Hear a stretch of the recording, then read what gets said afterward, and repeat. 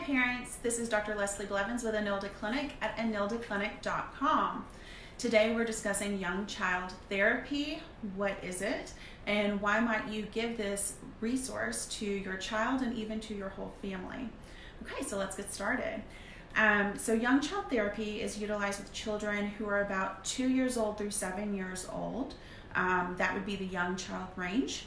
And one of the big benefits of it is that it's given to children before they're really old enough to be given your more traditional psychological mental health disorder labels.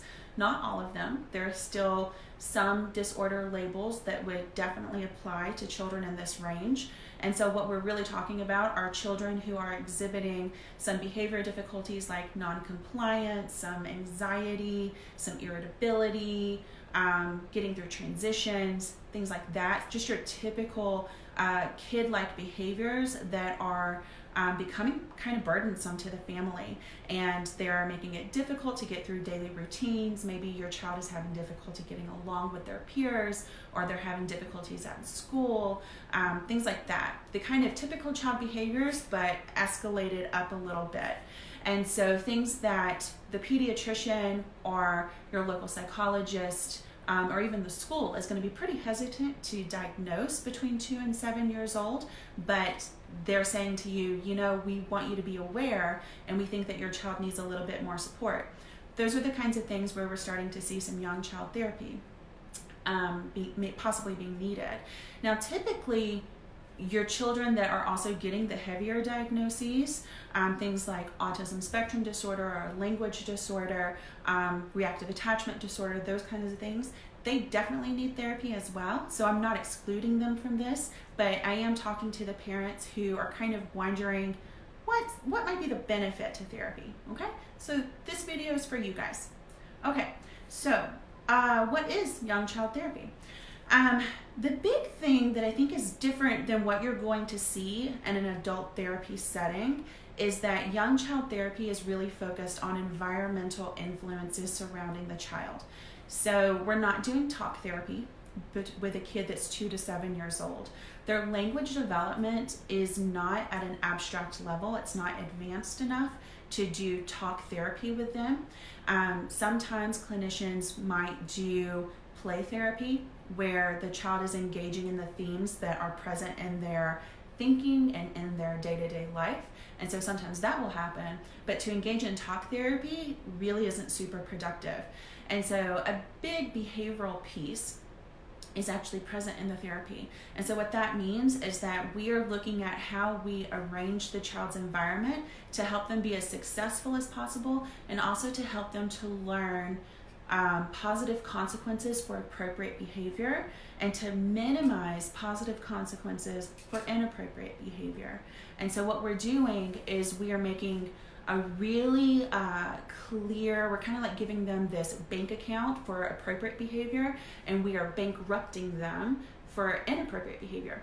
And so we're making it super, super clear. Whereas maybe in the past, for your typically developing kids who aren't having these difficulties, there is a bit of noise in their bank accounts for appropriate and inappropriate behavior, but they were able to kind of figure it out and do okay. Maybe sometimes your kid needs a bit more clarity there. And so your young child therapy is designed to actually help parents through a parent training model to become much more aware of how they can increase that clarity for their kid, so that their kid is starting to learn at a really high rate how to engage in appropriate behavior, and how actually we put on extinction the inappropriate behavior. And in that way, we get this really quick turnaround with your child improving in the difficult areas that they've been exhibiting. And this is with most children, right? I can't promise you that every single child's going to respond to every single therapist. But I will say this, that the reason that young child therapy is 2 to 7 years old is because that's where we know the best behavior change occurs. Once a child is over 7 years old, we start to see that behavior difficulties are a little bit more resistant to change. And so the behavior strategies that we're using start to become more complex. There are more dynamics happening between individuals and the home. There are those mental health concerns that those labels and the depression, the anxiety, the things that are happening that might have been secondary to the behavior problems of young childhood, but now are actually pretty present and difficult for the child as they're getting into 8 years old and up, that have to be addressed in therapy. And it just makes the behavior problems more resistant to treatment, and it takes treatment a little bit longer. So actually, young child therapy is a more economical approach to supporting your child and your family with stress level, because it is a more short-term treatment, because it is a much more rapid treatment. Okay, so let's move on. So another big benefit of young child therapy is that typically the longer we practice a behavior, the more extreme the behavior can become. And I'll give you an example. What I see with a lot of parents that come in, if the child is younger and the child's just started to exhibit this more difficult behavior, then the parent hasn't tried quite as many at-home interventions. And so the behavior might be just, one version of the behavior. But if I have a kid that's coming in and they're a little bit older, maybe the parents tried 2 or 3 at-home interventions. And so the child's difficult behavior has actually started to shape and form into these more extreme versions. And that can become more difficult for the family. That can lead to higher stress for the parent. If we have 2 parents in the home, it can lead to stress in that parental relationship. We can see stress on the siblings, even in their interaction with that child having difficulties, and even with the siblings exhibiting their own anxiety and depression, just because of the dynamics overall in the family. And so over time, what we see is that the difficult behavior has a tendency to escalate because of the failed attempts to extinguish it, but the child with the difficulties having those escalated attempts to still get their needs met through that maladaptive problem behavior. Okay, so the big thing that I really want parents and teachers to take away from this learning video is that a wait and see approach, I feel like sometimes that comes up in different places, like schools or daycares, or just among parents, or a variety of different environments. And there's really no great evidence for a wait and see approach due to the different things that I've just mentioned. And I want to kind of equate it or give an analogy of like the sports model.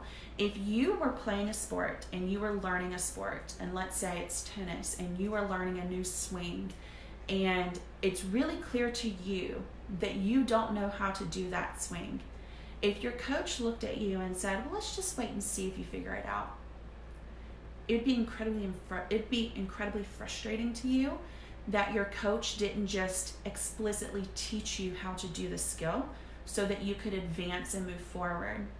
Now, let's say that you did just wait and see if you figured out how to do that new swing. Then maybe you practice over time doing the swing wrong.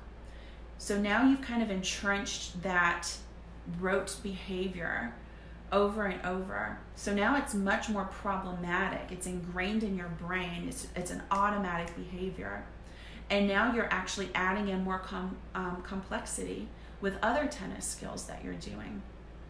And so now it's a part of this bigger system that it's harder to break it down as you're moving along in your bigger game. And so I want you to kind of think about young child therapy in that sense, that we're constantly teaching our children all of these skills. And it's a lot of pressure to put on a kid to have them figure out these little behavioral and social skills on their own whenever we can already identify and see that, hey, you know what, something's a little bit off course here. So the point of young child therapy is to just give explicit instruction. That's why we use a parent training model, because you guys are the teachers, right? I have a lot of knowledge about the instructional skill set, but you're really the one that has the value set. You're the one that knows the direction your child is going into. And so my model here at Enilda Clinic is to value the parent as that instructional leader in the home and to empower you with that explicit instruction skill so that you can go home and do that every day with your kid and keep them on track. Starting as soon as possible is the key to really keeping the stress low for your child and for yourself and for the other members of your family. So I don't recommend the wait and see approach. Okay. So that's it. That's the whole video for today. I hope that you enjoyed it. If you'd like to learn more, please go to enildaclinic.com. And please remember that this is just a learning video. If you have specific concerns for your child, please contact their pediatrician. If you're in the Spokane, Washington area, you can always reach out to me at Enilda Clinic. And I will see you next time. Thanks, guys. Bye. That was fun.